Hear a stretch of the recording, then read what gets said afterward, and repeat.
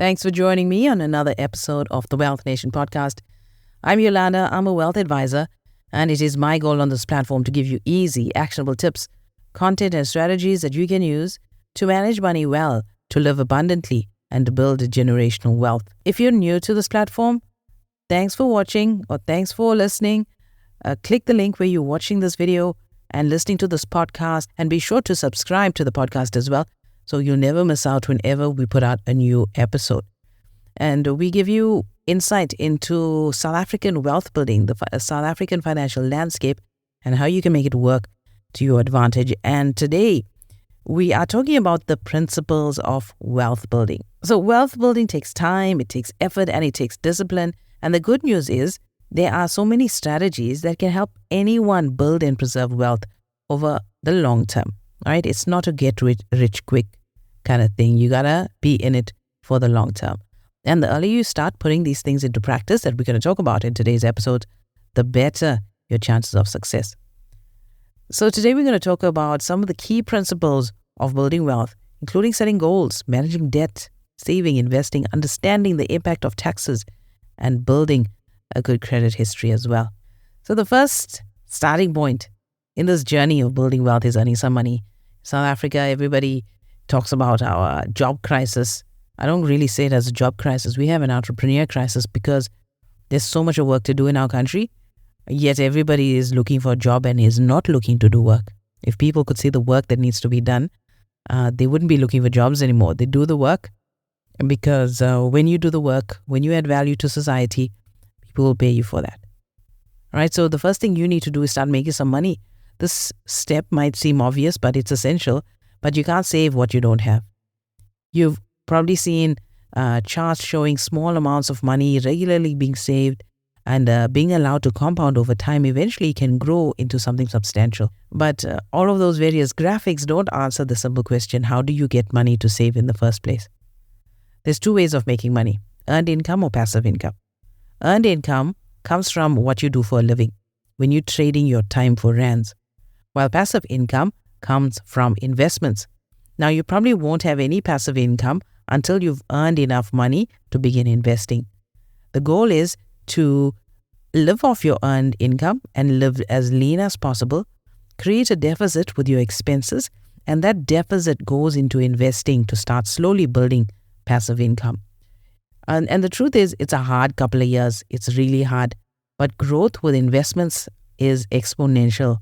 So once you hit a certain level, the growth is just compounding and compounding and compounding, and you realize, why didn't I get started sooner? So if you are either about to start a career or contemplating a career change, these questions may help you decide on what to do and where your earned income is going to come from. First, what do you enjoy?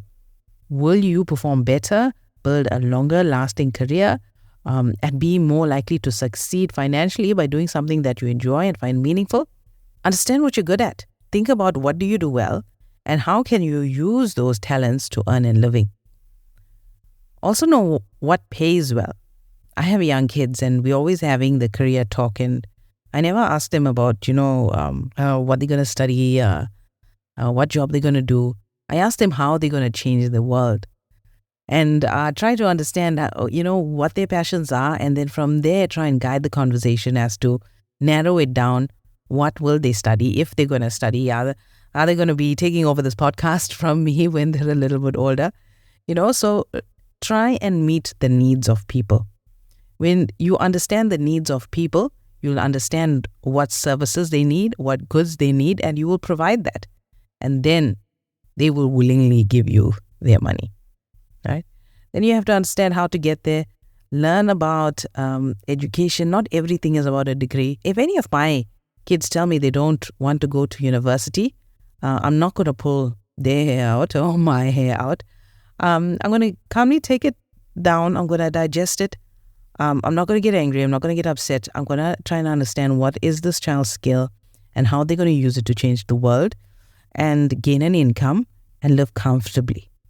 Right? It's not about the degree. South Africans are obsessed with a degree. I don't think it's about a degree. It's about getting skills. The next thing you got to do is set up goals, develop a plan. What will you use your wealth for? Do you want to fund your retirement? And that's where most of the middle class is. You're putting money away for a retirement, maybe even an early retirement.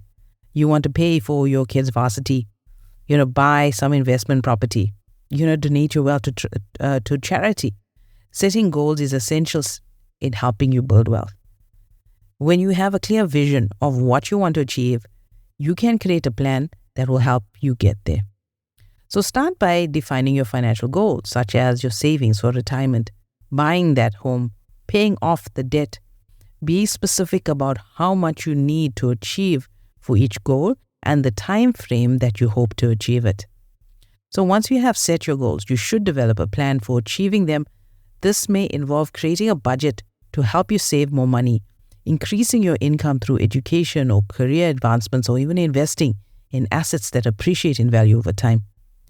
Your plan should be realistic, flexible, and focus on the long term.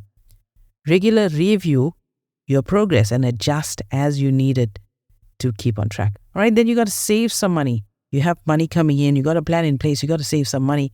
And simply making money won't help you build wealth if you keep spending it all over. If you don't have enough money for your bills or an emergency, you should be prioritizing saving enough above all else.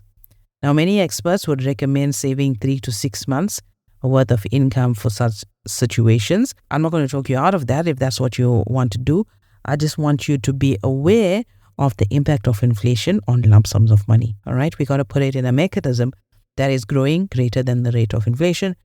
If you want to know more about that, you got to chat to me one-on-one and we can put a plan in place for you that's unique to your situation and your risk level. So set money aside for wealth building and consider these moves.